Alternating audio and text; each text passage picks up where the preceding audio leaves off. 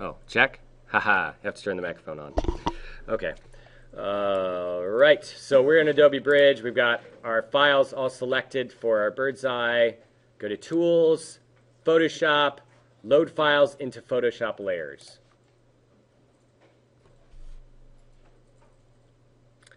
Here again, the nice thing is if you've actually named your layers appropriately, when they get loaded into layers, they keep the name of their file. I did not name my layers of any consequence. They're just layered 1, 2, 3, 4, 5. But you know what? That's probably better than just like layer 1, layer 2, layer 3, etc. Let's go through really quick and look at each of them. The first one is 1.png. What you're going to see is the architecture. You're going to start to see some shadow in these mounds. And then when you zoom in, you will see a little bit of line work expressed over top. Kind of a nice guideline for how the design is going to be placed onto this view. If I turn off that one, I look to the next one. We have just the architecture, very important for isolating it.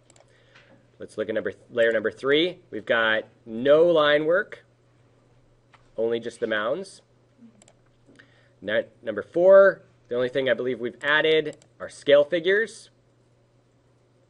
Number 5, we have just line work, but it's not in an alpha. It's not done with no opacity. That is to say, it's on a gray background. And then last but not least, we have sort of a full composition of a lot of that information. We've got the line work, we've got the scale people, etc. As a base. And interestingly enough, you can see how the line work actually lays over top of the architecture. So out of the gates, let's start to isolate a couple of things. Everybody isolate the architecture. So go in here and use whatever technique you might normally use. I'm kind of a magic wand kind of guy. If my opacity is right, I can just click it one time. I'm happy with that. I can delete that. Control D deselects anything, so that works. You might note, a lot of the times when you just isolate architecture, it's going to have some sort of ground condition, some sort of foundation condition that you might eventually want to get rid of. In this case, these little pylons that come down are part of the foundation, which were in the model, of course. And so we're going to want to get rid of those. But in this case, I'm not going to delete them. I'm going to just mask them away.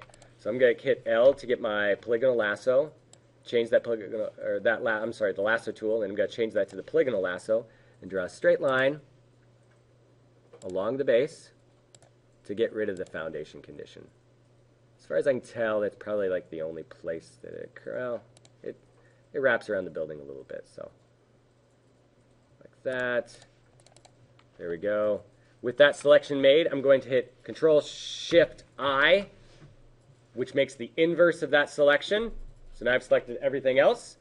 And I'm going to create a mask. I'm going to select my layer, layer 2, and hit my Make a Mask tool, add the layer mask. And it masks it away. So if I wanted to bring that foundation back, I could. At any time, if you want to turn off a layer mask to see what's in there, great tool. Is if you hold Shift and click on that mask, it goes away. And the big red cross symbol shows up. All right, next up, let's isolate just our mounds. Okay, so probably the best one to do this on would be number 3 PNG. We can do this a couple of different ways. Let's first of all I like to try the magic wand to see, okay, what did we make a selection of? My tolerance was probably too high, so it grabbed the gray, the kind of shadow side of these mounds. I'm going to change my tolerance down to like 5. Hit Control D to deselect. Hit W to get back to my magic wand. Much better. That's working for me. There's a couple of little spots there that aren't quite right, so I'm going to trim those up a little bit. I'm going to hit L to get my polygonal lasso back. And hold Shift gives me the plus sign. That allows me to add pieces. This corner over here is going to want a little bit more extra info. So I'm going to go in, double click to click. Whoops, wrong one. I got to hold Alt to make a negative on that. And then over here, there's kind of a junky corner. I can always hold Shift and do all my navigation in Photoshop, and it doesn't mess anything up from my selection standpoint. I'm going to go over here and just kind of round that off. Get a nice mound. This kind of pre-work is very important. Gives you just a really clean base out of the gates. And now I will create a mask. I'm I'm going to add the layer mask. Right? Oh, wrong way. Here I go. Shift Control I to inverse, create that mask. All right. I still have a little bit more information that I would need, so I'm going to grab my polygonal lasso one more time, go down here, draw a line, isolate my mounds, hit Shift Control I, inverse. In this case, I'm actually going to select the mask because I've already got a mask, so I can't create another mask. I'm going to hit G to get my paint bucket. G might pull up the gradient tool for you, so you'd want to switch it over to the paint bucket. And then what do I want to paint? What color do I want to paint? Black to make it go away. So white is currently active. I'm going to hit X to get that and paint black. Now, because I have probably a contiguous on, it's not painting everything. So I would have to go through and select every little spot to paint black. But if I turn contiguous off, it'll paint everything in the selection black. And it just makes it go away. If I want to see how that worked, I can just look at the little preview of how the mask looks, hold Shift to turn it off, turn it on. All right, we've successfully isolated these mounds. I'm going to change the layer name now to mounds. And architecture, I'm going to change to architecture. Next up, let's get those scale figures, those people. They're really handy. They just make the image a lot better as we're modeling. They're all dark black, so let's make a, I'm going to switch back, turn off my contiguous, and let's see what happens when I use the magic wand. As you can tell, I love the magic wand. That looks pretty good. We'll be able to mask those away pretty easily. So let's make a quick mask of just that. I'm going to take my L, my lasso, here again, and start to isolate things that are not people. Whoops.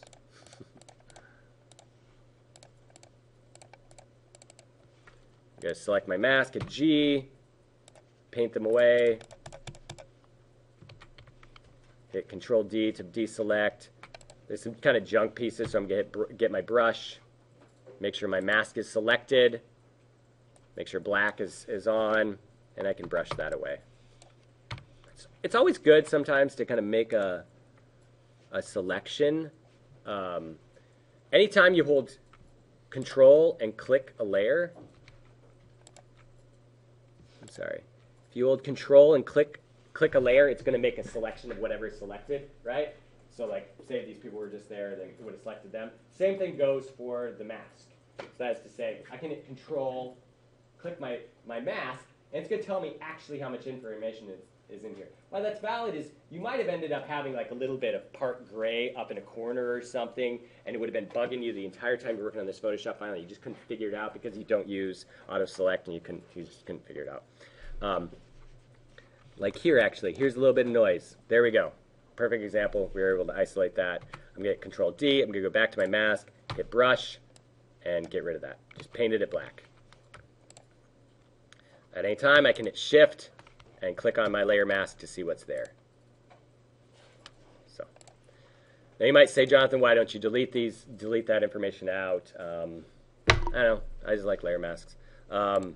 You could, at any time, if you want to, you can select your layer mask and you can say Apply Layer Mask. I right-click on that layer mask and say Apply Layer Mask. I mean, that is a benefit in that it does make your file a little bit smaller. You do save some space. So once you're committed, you can always do that. Next up, we've got this line work, and we can leave that be for the meantime. I think that's fine. We can start to see how if we turn our mounds on, we turn our people on, we're starting to get a little bit more of a composition put together. Okay, we want to isolate these buildings back here, and then we're going to use this #1 file. We're going to use the #1 file for a lot of our sort of just organizational pieces. It's the only one that has the trees in here. There's no spots. We're going to use that to kind of isolate the spots of trees.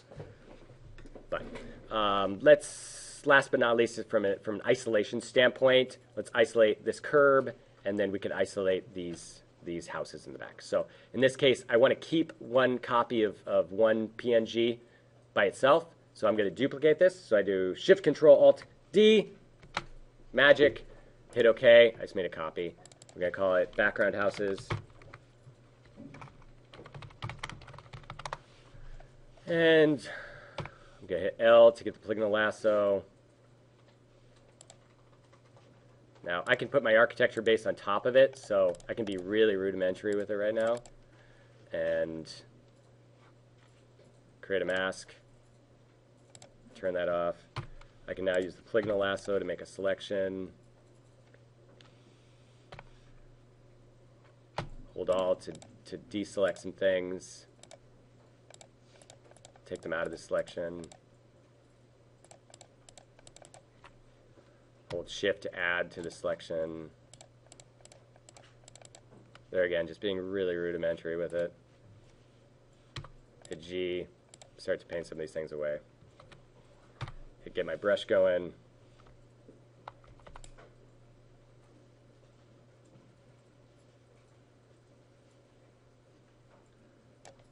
That'll work. Okay. Background houses, I'm going to move to the background.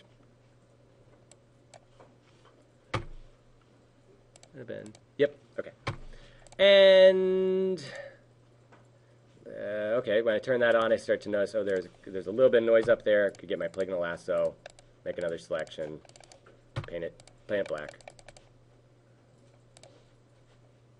Change my tolerance. It's kind of annoying. There we go. I always like to create a white base to work on. It's just kind of a nice thing. Always to help you kind of notice things, like one of those, if on that one of those layers there was some noise going on, it's a lot easier to see if it's on a white base. Best way to create any sort of just pure white thing is to twirl down on the little circle with a half split and create solid color. The other nice thing about this is it's vector based, and so it doesn't take up any space. If you were to paint a marquee tool and paint it all white, it's going to take up a massive amount of your pixel space and make your file much bigger. But if you do it this way, it's not going to take up any space. So let's do that. And then while I'm at it, let's duplicate that color fill and make another one and put it front and center on the file. So I'm going to do Shift Control Alt D to duplicate it and then move it up to the front. And then everything goes away, right?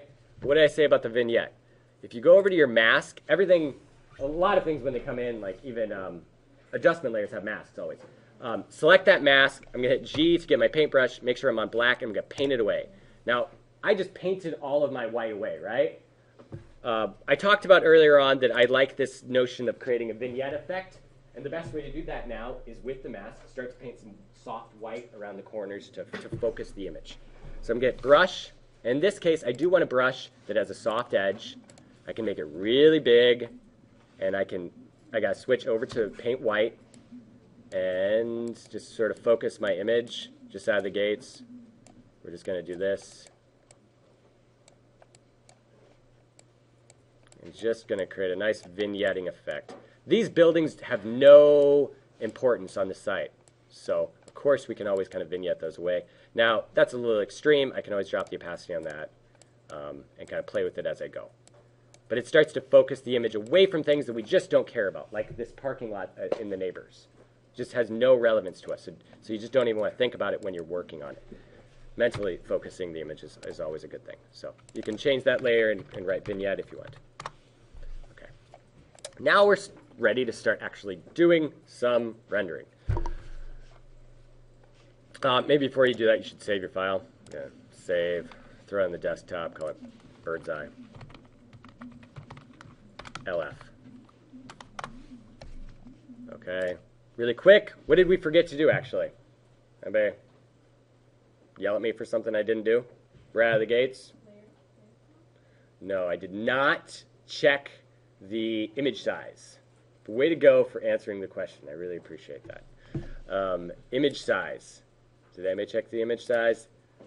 Here we go. We've got a file that's 11 by 17 and 299.99999 pixels. So that's big, right? That would explain why our file is already 357 megabytes. That's pretty dang big, if you ask me, for only having all of these layers. The things that contribute to the size are the fact that almost all of these images are that full 11 by 17, right? So when we deleted the scale figures, when we applied the layer mask, that actually did save us a significant amount of space. So So you can see the benefit of deleting some of these things. Like, if I delete one of these layers, I'd probably get 20 megabytes out of there. Same thing if I duplicated one, it'd add 20 megabytes. So if we wanted to drop the image size, if your file starts lagging, feel free to, but I think we'll be fine. All right, next up, go to there should be a support file. And then let's look at what's in that support file. I always prefer to look at things in Adobe Bridge. If you organize your bridge well, you can kind of get it set up to where you've got your images over here and then you can preview things. So we've got a green roof folder. We've got people and ducks, because we love ducks. I don't know. These people are in here because they were for a memorial, giving speeches. Ducks are just in there because they're ducks. We've got an aggregate layer, an asphalt base. That's nothing. Some concrete, some Google Earth junk. Not a lot of stuff. Trees. Lot of stuff here in the trees that we're going to use. And last is vegetation. So, is there anything in vegetation?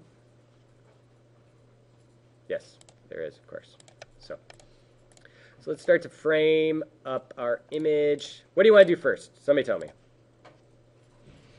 We've got roads. We've got paths. We're going to put aggregate down here in the alley. We're going to put our honey locust trees in. We're going to make grassy mounds. We're going to put a green roof over here. We're going to make these all asphalt. Tell me first. Green roof. Awesome. Okay, so the only spot we're going to put a green roof is exactly where this is currently green. So let's go to our green roof folder. And I don't know, who likes, let's use this one. The Green Roof 5 JPEG. Say open with Photoshop. And let's do a little bit of pre-processing to this before we bring it into our file. We're going to unlock the file just by double-clicking it. And let's zoom in really quickly and use the marquee tool to do just kind of a dumb selection and delete it. If we look back at our file, it's good to think about the perspective that we're going to be putting it onto. Essentially, there's no perspective. Essentially, it's like a plan rendering, right? It's going to be the same texture that's just spread across the entire thing. So with that said, let's look at our green roof texture. I'm going to hit L and duplicate, or kind of delete any of this kind of junk that I don't want. There's even some of this black tray in here. I'm going to hit W. I'm going to delete that out. I'm going to hold Shift and kind of keep making these kind of selections in here. I'm using the magic wand right now, and since my tolerance is super low, I'm going to bump that up. And I'm also set to contiguous, so it's making a selection of all those pixels that are the same color. We can use color select if you wanted to. You can see how it's making a lot of these selections. Some of this black we want in here because it's just shadow, but the other stuff, because it's selected, now I can hit E to get my eraser tool, and then more selectively, create a brush and delete it out. Was I E-ing or brushing? I think I was brushing. So E, I'm going to delete that out, delete that out. There we go. Just getting kind of some of that noise out. And then I want to set this up better as a texture. This does not really read like a texture. It's, there again, it's in perspective, right? So let's stretch it. As soon as you make a selection of something, here again, my show transform controls are on, so you can see the corners. If you hold Control, you can pull the texture kind of wherever you want it. I'm going to kind of actually take some of the perspective away from this image. Right? That's starting to read a lot more like a texture. I can, bring it back down a little bit if I want to bring some of that information back. I'm downsampling it, so that's kind of, I upsampled by making the image bigger, and then I'm downsampling, but it really doesn't matter because it's going to be so small in context. And now, why not? Let's try that. Let's try the autofill, or the fill content aware again. So I am going to use my magic wand to select all of the empty space. I hit W, and then just make a random selection, making sure contiguous is turned off, so it's selecting everything. I'm going to right-click and say, or let's go to Edit and say Fill, content aware. Let's see how it turns out. I don't know. Sometimes this works, sometimes it doesn't work. Not that bad, actually. That's pretty good. That'll work for us. We have kind of some noise because the magic wand only selects the edges a certain amount. So let's touch this up. I'm going to use the clone stamp because I just love the clone stamp. I just love it. It's just so awesome.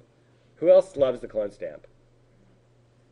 Yeah, that's right. See, we're gaining enthusiasm for the clone stamp. Next week, it's going to be like way, way higher percentage. But what kind of brush am I going to use when I use the clone stamp? I'm going to use a brush without feathered edge. I'm going to hit B to get my brush. I'm going to make sure I do not have a feathered edge brush. I say this all the time because I don't want it to get muddy.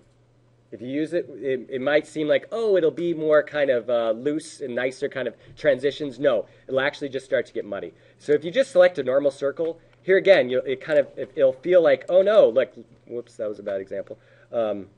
S, select my brush. You did the content aware fill to fill in the blank spaces. Oh yeah, sure. I'll just back up.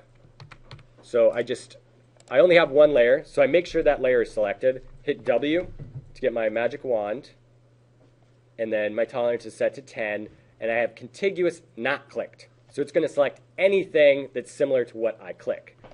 In this case, everything that it has opacity. With that alive, I can, sometimes you can right click, but this, I think because it's transparent, it doesn't work. You have to go to Edit, and then say Fill. And for me, the first option is content aware. There's a lot of other options, but content aware, and hit OK. And that's where it's going to just say, it's going to analyze the picture and say, OK, I think this is the way I should fill it. So now with that live, we kind of notice these bad edges. There's not enough opaque pixels? That's quite possible sometimes. That was the issue I had with the last one. So maybe use the marquee tool to make a smaller selection around it, or just take your clone stamp the way we're going to do right now and just clone stamp a kind of a big texture field, which is what I'll do a lot of times. So I've got my clone stamp going. I've got a circle with hard edges. I'm going to just make a selection. I'm just going to go in here and start to knock out some of these pieces. The key to a good texture, I will say, is not having things that when you tile them are going to show up. That is to say, some of these like moments that are like really dark, when you start to tile the image, they'll start to show up that much more, okay? All right, so this texture, not bad, not bad. I'm going to crop it really quick because I've got some noise on the outside. Crop, just hit C, bam. And now let's make this actually a texture. That is to say, a tileable texture. So if we were to put it into Rhino, it would be something that could be iterative. We're going to have to do this via a couple of steps. We're going to check the image size. And the way this works is like, think through it. You've got your image, right? And you've got size L, F, or LR, top and bottom, right? And so we need to split the picture in 4. Now these two love each other, and these two love each other, and these two love each other. We need to make it so this one loves this one right here, and this one loves this one, and it becomes tileable. That was a bad explanation, but you get the idea. We're going to cut it in 4 and heal the edges, heal these relationships. But in order to do that accurately, first of all, we need to check the image size and give it an image size that we can divide it into 4s. It's way better to do this via pixels, so I'm going to change this to points, I guess. No. Yeah, points. Let's do points.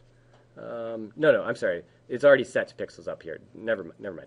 I'm going to change my pixel size. I'm going to unlock it because I want something even, so I can mathematically just divide it really quick. And if we warp the image, it really doesn't matter.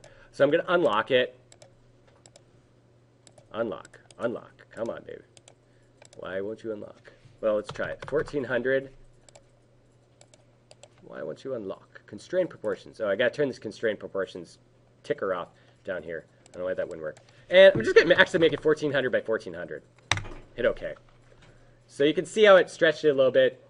not too bad. So it's a perfect square, 1400 by 400, 1400. I can now go filter, other, offset.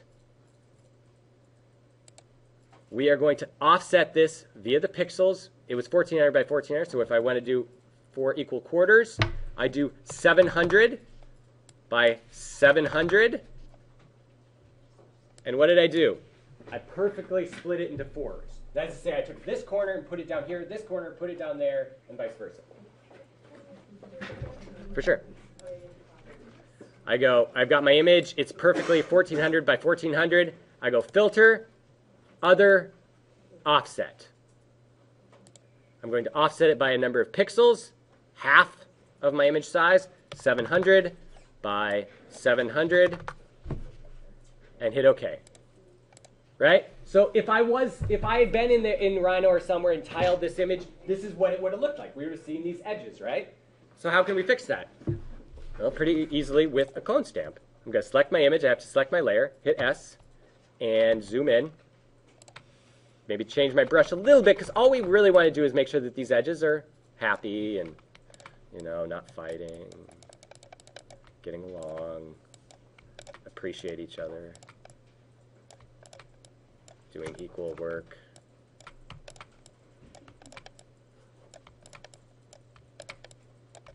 Okay, and whatever you do, don't touch the other edges, because these edges out here, they all loved each other, because that's where we started, right? These were the problematic ones. And anytime you see something kind of new, like that kind of big dark spot was standing out, I get rid of it. I just clone stamp it away. All right, so I don't need to be too nuanced with this. I'm just going to kind of go in here and update it. That's starting to look a little bit better. I don't like that dark spot. I don't like that dark spot. I mean, it's going to not be perfect, but you get the idea. Let's get that one. Now, to see if it worked, we can go filter. We got to select the layer, I guess. Filter, other, offset. Whoops. Nope, not that. Filter, other, offset. It saves our settings, 700, 700. It just flipped it back. And because we didn't touch those edges, it all works. Very happy. Yay, now we have an actual green roof texture that we can use in so many magical ways. Those magical ways would be, number one, as a rendering tool, but also say, so say I wanted to just like make this bigger right now. I could go image, I'm going to go image or canvas size, go image canvas size, and do I have percent? Yeah, let's change the percent of this by 200. 200.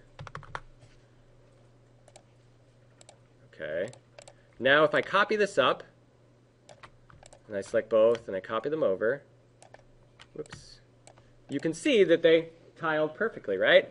I could take this to another level, because as you start to tile things, things stand out. You would start to see like this dark spot would start. So we could take it one more level and clone stamp a little bit more to make it a little bit better and a little bit better and a little bit better. The reason I emphasize this is because I will have files at the office of giant textures like this that I've just kind of nuanced a little bit here and there so that I can bring them into a plan rendering, and they're not always the same. They're a nice big texture, but they have enough variation with them that things don't pop out. Here we go. This is looking good. I'm going to right-click, select them all, and merge the layers.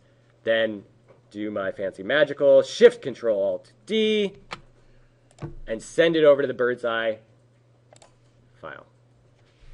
When I do that, I'm going to call it green roof texture. And it's a pretty big file. We can orient that. I'm going to turn off my vignette because we just don't need it. I'm going to orient it and put the first corner kind of like right there. It's always better to kind of, in perspective, start to line something up when they're a perfect square. So try to nail it the first time. Pull this corner down. And Photoshop might get angry at you a little bit if you're stretching pixels too much, because right now the RAM is working really hard to keep it alive and kind of active. That's why when I zoom in, it kind of hesitates, right? And as long as the perspective is correct, and we've got the roof there to hold it, you know, for all intents and purposes, it might actually be more like this because our architecture is kind of crooked, right? It's not a perfect rectangle. So I could do that, and I could kind of get a perspective that's a little bit more accurate. Pull that up there. I could have set a perspective grid for this. I'm going to pull this off a little bit. And is that looking pretty good? Okay. Hit enter. Now, I've downsampled it a heck of a lot. We lost a lot of resolution, but as we said, this image is a really big resolution already, so this is more than good enough. Anybody guess what tool I'm going to use next? What was your shortcut for sending it into the file? Duplicate layer. So you can right-click and say duplicate layer, or you can go to Edit, Keyboard Shortcuts, and create a fancy-dancy layer, duplicate layer, keyboard shortcut. All right, back to the green roof texture. We are going to use a layer mask to bring that in. And I'll show you why in a second.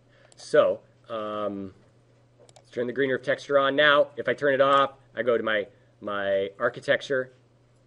Turn the architecture. If I select that, there again, I got my auto select going on. I can use my magic wand to make a selection of just that green. Turn my green roof texture on, apply the layer mask, and there we go. You can see how having that set up in the model is really nice. The parapet's showing up cleanly along those edges. If it was a higher resolution image, it'd be that much better. Now, what if for some reason I had 3 different designs for a green roof patio? You know, and you got like a rectangle out here and a rectangle over here and a rectangle over here. We could design those really fast, right? By saying, okay, say it was here, and I'm going to paint that black. Sorry, X black. There's that patio option. I'm going to duplicate that layer. And this time, the patio option is down this corner. I'm going to go like this and paint this black. I got to turn my other one off so I can see it. It's a bigger one, and whatever. I can now set my layer comps up, and I could save those 2 different options. It'd be like option 1, green roof, and option 2, green roof. And because I used layer masks, the texture didn't change at all. I just kind of used the layer mask to mask away those 2 different patios. So, go back. We don't have 8 patios, so never mind. All right, one more kind of touch of love let's do. Let's open up that other. Save this, sure. Save that texture because it's just so great. Let's open up the other green roof one. Green roof texture. And really quickly do a very similar thing. Okay. Select my lasso tool. Inverse the selection. Hit Control D to deselect. Keep hitting escape to get away from things. I'm going to expand it a little bit. Whatever. That's fine. I'm going to use my magic wand to select the outside and edit, fill, content aware. D, get my clone stamp going, make some clone stamp marks.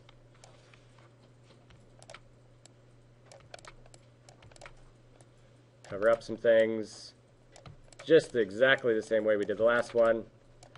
Get it to a place we really like it. I'm going to duplicate it back over to the other file, put it on top, orient it in a similar orientation. Don't have to be quite as accurate with this one. Hit enter. Now, I want to reapply the exact same layer mask, right? I want them to line up perfectly. So I'm going to go to this layer mask for the green roof. I'm going to hold Control, click the layer mask. If I'm holding Control and I click a layer mask, it makes the selection. I can then go to my new one, hit Apply that layer mask. It's applied. Now let's just add some blend modes to this. Let's try, I'm going to drop the opacity actually down. And when I click the layer and then I click the blend mode, it makes it go blue. I can hold Alt and scroll through all of the blend modes. And, you know, see if one kind of adds a level of detail and sort of texture that is really nice. In this case, I'm going to leave mine on, looks like linear light or vivid light. Let's do linear light, and I'm just going to drop the opacity down a little bit more. Keep in mind you can change the opacity on your mask if the mask is accidentally selected. So I turn that on and off. It just gives it a nice level of kind of extra detail that's embedded within it. One thing I could do, instead of using that layer mask in two different ways, let's group those. We're going to hit Control G to put them both into a group.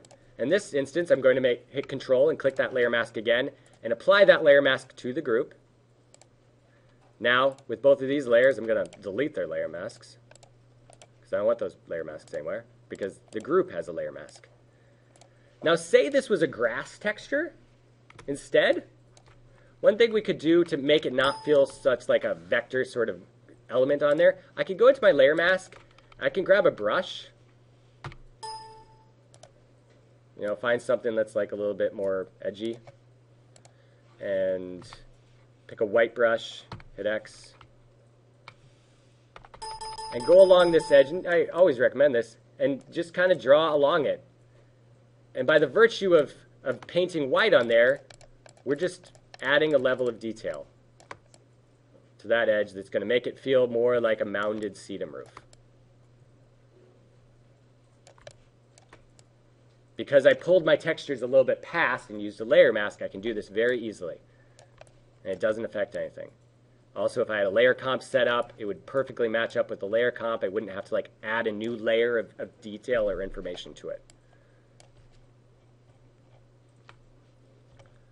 So there it's just starting to look a little bit more like a new, real good green roof.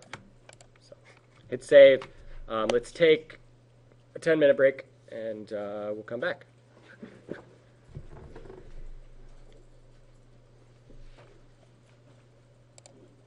Resume. I don't like using smart objects a ton just because they take up space, right? But there are interesting applications. So in this instance, we've got our green roof, right? Texture that we created. I made another texture of this green roof of the other one really quick. And I'm going to duplicate it over to the other green roof one. And I'm just going to kind of expand it and pull it down. This should be pretty tileable, pretty good anyway. But let's say I want to go in here and I want to get this texture set up pretty well as my green roof texture instead of doing it in the bird's eye. So I'm going to apply those settings that I applied before. I think last time it was something like vivid light at a lower setting was giving me something kind of nice, or maybe linear light.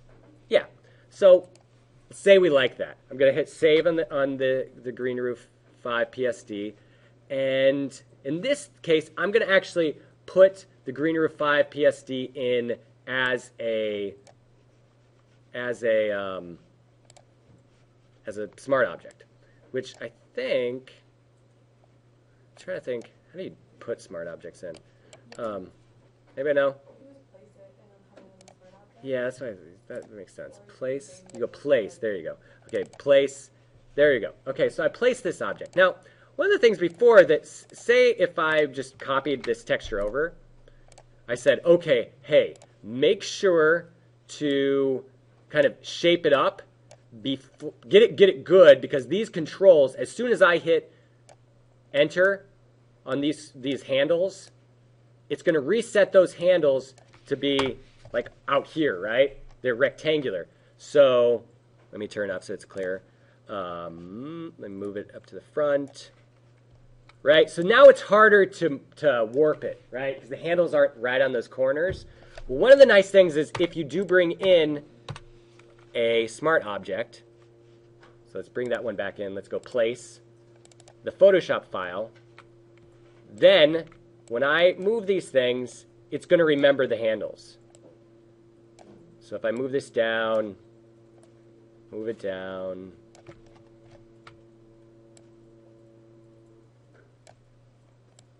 So anytime I'm doing like perspective, like, so say you're like you actually have like an image of like pavers, for example, you're doing this for, and you think you're going to have to tweak it because you just don't trust, say, the perspective angle that you put them in at.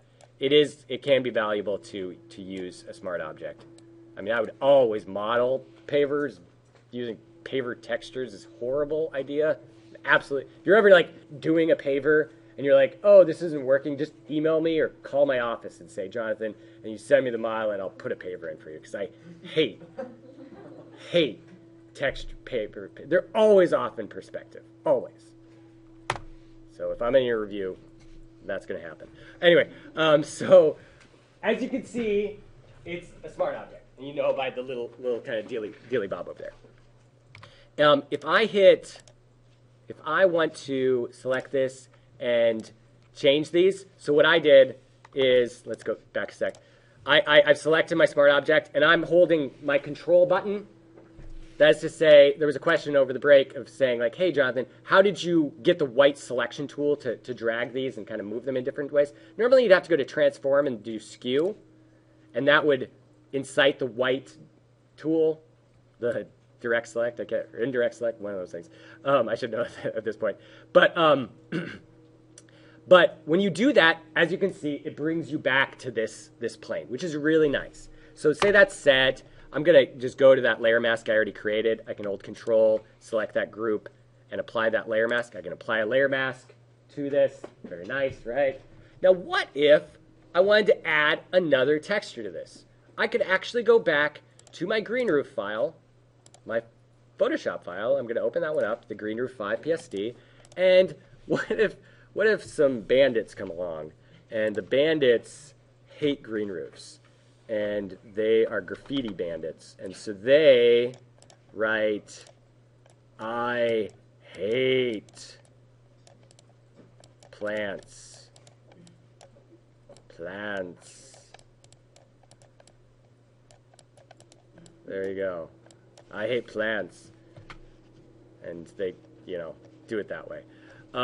Then, actually, if you reload this, wait, no, I'm sorry. I have to do it via this file. I have to double-click on. If I double-click on my smart object, then I go in here and I add a layer that says arg.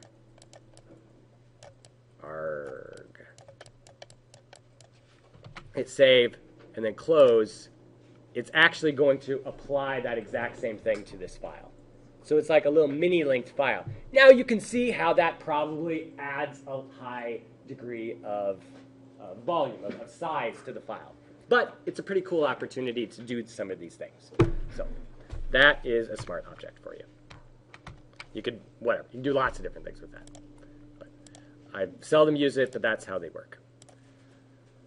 Okay, save, sure, that was a nice green roof texture. I'll try to upload that green roof texture for you all. I'm going to open that up and delete that really fast because it's just going to bug me. Save. And now I just turn that layer off. I don't have to actually delete that layer, and it'll update in there.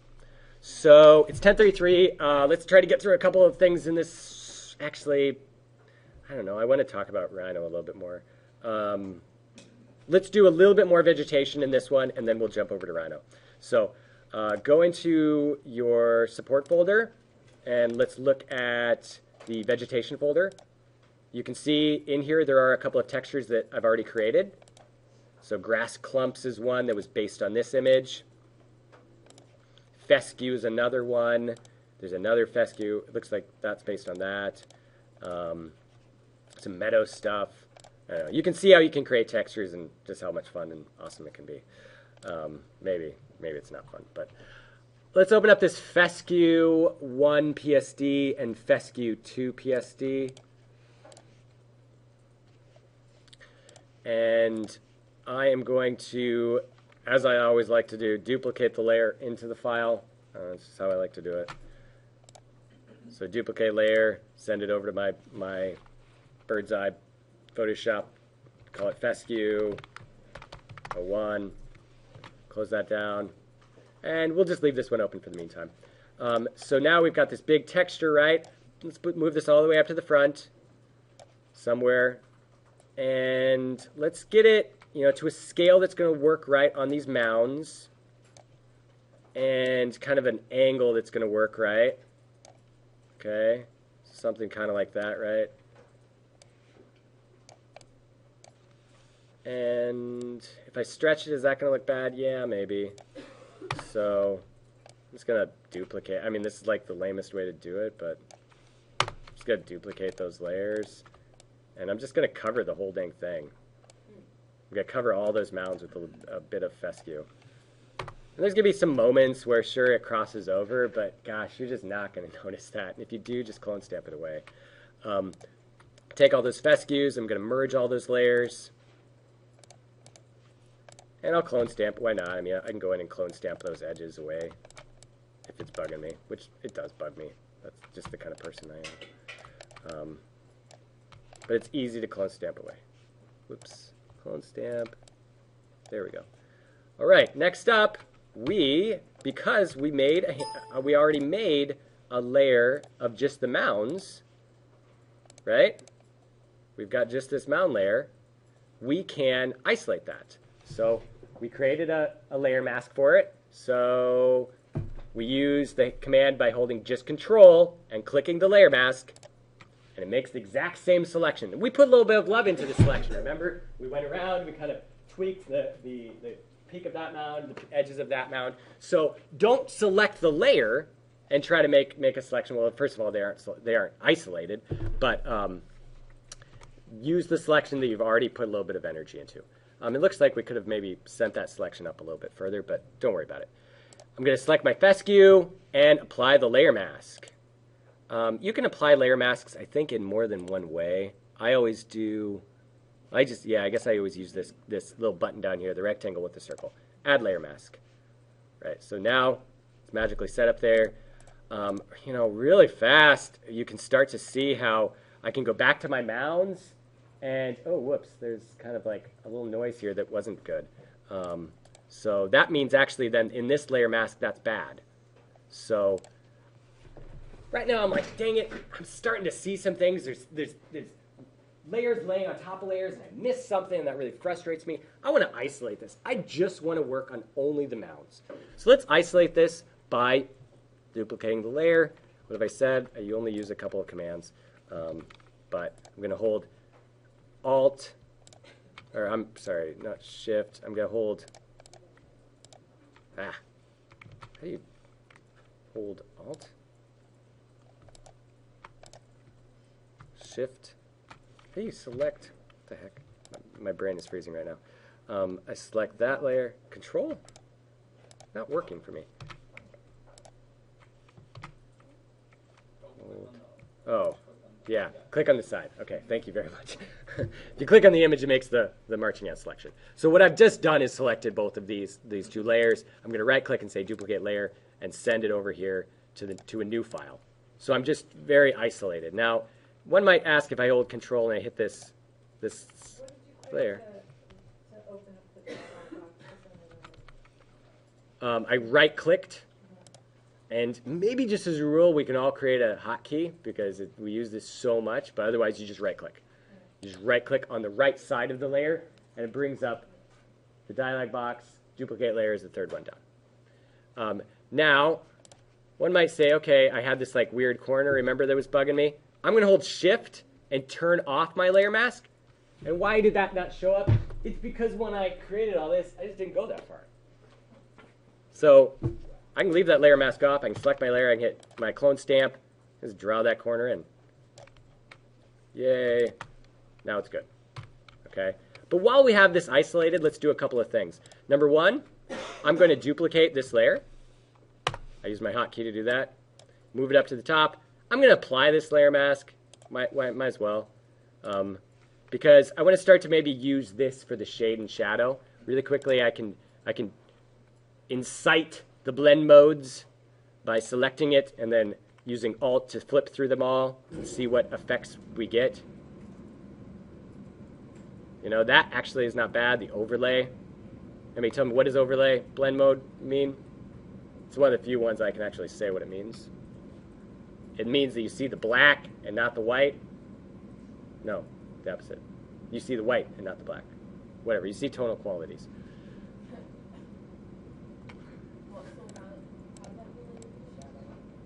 What was that? Because we're changing the blend modes. Yep.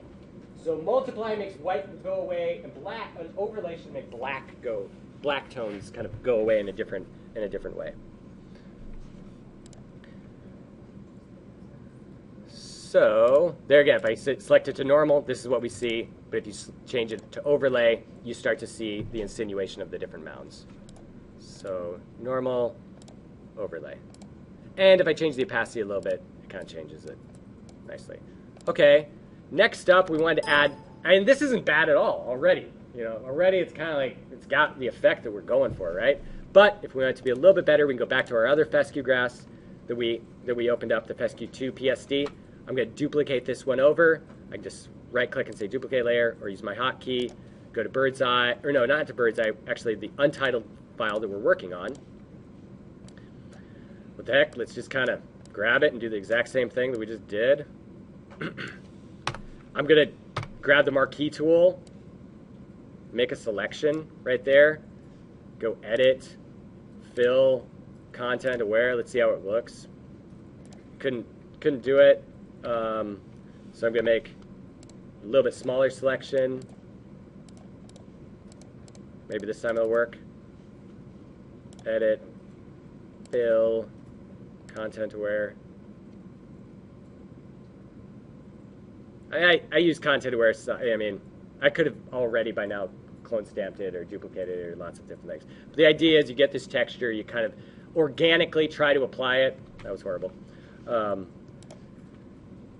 You organically try to apply it to everything. So I'm just gonna clone. I'm gonna clone stamp just because I want to.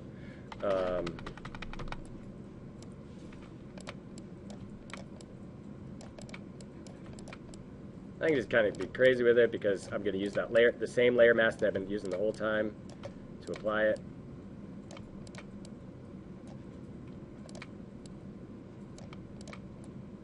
I can go to my layer mask, select that layer mask, apply the layer mask to that file, and we're good. Last but not least, same way we did for the green roof. Well, I'm sorry, I need to change the blend mode on that, see if it does anything in the way of helping me. Yeah, that helped. It said it's a soft light. Let's change the opacity. As you can tell with blend modes, trial and error. Trial and error. Just keep trying things until you find something that works. Don't ever get set in a mode of thinking, oh my gosh, soft light or vivid light is going to be the end-all that's going to make your life the best. It's not. All of these kind of colors and everything sort of reacts in different ways. They all have the exact same layer mask on top of them. So one good way to start to bring some of that love in is to fluff up the edges. So we could, I'll just skip the steps, but I showed it for the green roof, how you could put these all in one group, apply the layer mask to that, and then go around the edges and kind of paint on some extra grass, so that the edges aren't kind of so perfect, you know. Just kind of like fluff them up a little bit or do something. And make them good. All right, so these are wonderful. I'm going to group them, call them grass. I'm going to duplicate again, duplicate layer, and this case duplicate group. Send it over to my Birdseye file. And we have this. I'm going to duplicate the old one, or delete the old one, turn on my grass file, and we're starting to get some nice grasses in there. Hit save.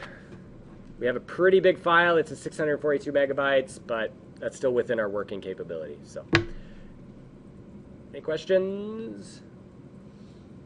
All right, next week we will continue to work on this one and finish it up. We'll add trees, we'll add some aggregate. I'll show you some techniques to apply textures that work better in Birdseye than in other things. Okay. Everybody download and open up I think it's called Santa Monica model. I need to do that.